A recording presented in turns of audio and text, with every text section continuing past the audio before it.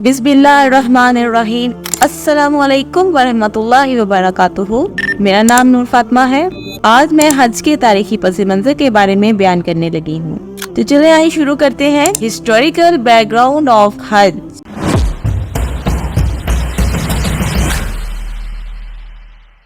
इस्लाम की रोशनी में हज अरकान इस्लाम का 5वां रुकन है, जो कि हर साहिब इस्तात मुसलमान पर जिंदगी में एक दफा फर्ज है।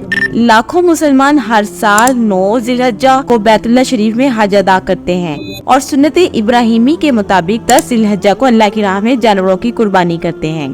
कुर्बानी का किस्सा तो पहले बयान किया जा चुका है। आज हम हज की फर्जियत और तारीखी पस मंजर पर बात करेंगे। हजरत आदम अलैहिस्सलाम की जमीन पर मुबारक आमद के बाद अल्लाह रब्बुल इज्जत ने इन्हें पहला हुक्म जमीन पर बैतुल्लाह शरीफ की तामीर का दिया था, जो कि आप अलैहिस्सलाम ने पूरा भी किया। लेकिन कंप्लीट और हतमी तौर पर बैतुल्लाह शरीफ की तामीर और तकमील हजरत इब्राहिम अलैहिस्सलाम और इनके प्यारे फर्जंद हजरत इस्माइल अलैहिस्सलाम ने की। जब अल्लाह के हुक्म की तामील करते हुए हजरत इब्राहिम अलैहिस्सलाम ने अपनी अहलिया हजरत बीबी हाजरा रज़ी अल्लाह अन्हा और अपने बेटे हजरत इस्माइल अलैहिस्सलाम को कदीम मक्का के सहरा में छोड़ा, उनके हमरा बहुत कम पानी और खाना था, जो कि जल्द ही खत्म हो गया।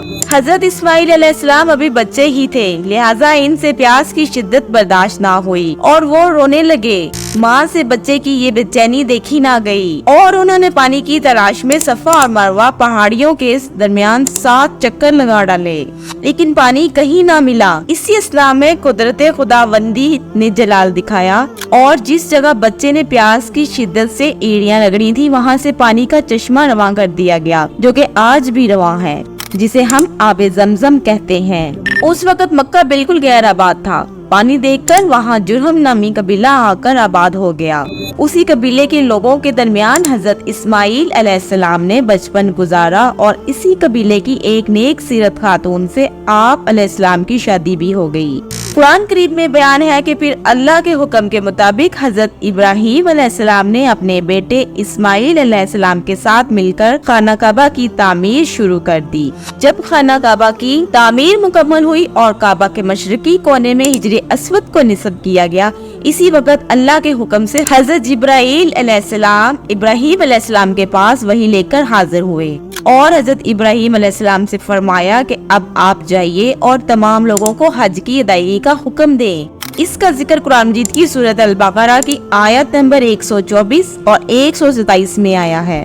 हजरत इब्राहिम अलैहिस्सलाम का कद 27 फुट लंबा था, लेकिन जो काबा हजरत इब्राहिम अलैहिस्सलाम ने तामीर किया था, उसकी ऊंचाई 96 फुट और चौड़ाई 67 फुट थी। इस्लामिक हिस्टोरियंस इस बात का दावा करते हैं कि जब हजरत इब्राहिम अलैहिस्सलाम ने बैतुल्लाह की तामीर मुकम्मल की, इसी वक्त से हज की अदायगी का हुक्म भी हुआ और उन्होंने हज की अदायगी भी की। लेकिन वक्त गुजरने के साथ साथ काबा पर कुफ्फार ने कब्जा जमाना शुरू कर दिया।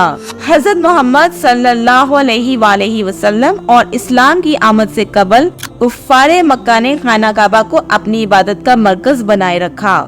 जब काबा कुफ्फारे मक्का के जेरे परस्ती था और कबीला कुरैश जो हर साल हज के लिए आने वालों की खिदमत पर मामूर थे, इस वक्त कुफ्फारे मक्का ने हज की अदायगी में कुछ खुद साख्ता रसूमात का शुमार कर रखा था, जो कि हजरत इब्राहिम अलैहिस्सलाम से मंसूब नहीं थी। वो लोग सफा और मरवा की पहाड़ियों के दरमियान चक्कर ना लगाते और ना ही मैदान अरफात में जमा होते। कुछ लोग तो हज की मुकम्मल अदायगी के दौरान बिल्कुल खामोश रहते और सवाए कबीला कुरैश के वहाँ आने वाले तमाम लोग बेलिबास होकर खाना काबा का तवाफ करते थे। हजरत मोहम्मद सल्लल्लाहु अलैहि वसल्लम ने इस्लाम की तबलीग के अर्ली पीरियड्स में ही हज के लिए आने वालों की इस्लाह की और इन्हें ऐसी बेसुदा रसूमात की अदायगी से मना फरमाया। 630 ईस्वी में फतह मक्का के बाद हज की अदायगी की इब्तिदा नबी करीम सल्लल्लाहु अलैहि वसल्लम ने 630 ईस्वी में ही की। आप सल्लल्लाहु अलैहि वसल्लम ने खाना काबा को बुतों से पाक किया।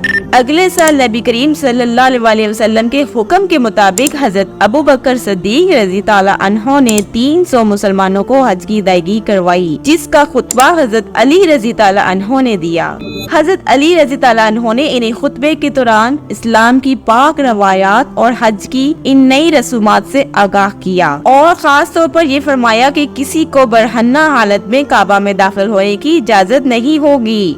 حضرت محمد صلی اللہ علیہ وسلم نے زندگی میں صرف ایک حج ادا کیا. اس کے چند ماہ بعد آپ صلی اللہ علیہ وسلم اس دنیا فانی سے وصال فرما گئے.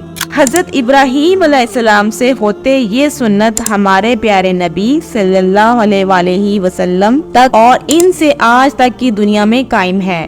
آج بھی ہر سال لاکھوں فرزندان اسلام حج ادا کرتے ہیں. آج جس طریقے کے مطابق ہم حج ادا کرتے ہیں وہ ہمارے پیارے نبی صلی اللہ علیہ وسلم کے بتائے گئے احکامات کے مطابق ہے. 16 سینچری کے درمیان حجاج کرام مکہ جانے کے لیے عرب کے بڑے بڑے شہروں بصرات، دمشق اور قاہرہ میں جمع ہوا کرتے تھے. یہ لوگ یہاں گروپس اور قافلوں کی صورت میں آیا کرتے تھے. ان حجاج کی تعداد تقریباً 10,000 کے قریب ہوا کرتی تھی. یہ بھی حج کی ایک طویل تاریخ ہے. صحراؤں میں رہنے والے خانہ بدوش قبیلے جن کو بدو کہا جاتا ہے اکثر ان قافلوں کے لیے دشواری کا سبب بنتے تھے اور ان کی جان و مال کے لیے ڈینجر ثابت ہوتے تھے. لیکن اب اسلام کے بڑھتے ہوئے اقتدار نے حج کی ادائیگی کو سٹیبل بنا دیا ہے. یہ تھا حج کا تاریخی پس منظر. آئی ہوپ یہ ویڈیو آپ کو پسند آئی ہوگی. دس از می نور فاطمہ سائننگ آف. اللہ حافظ.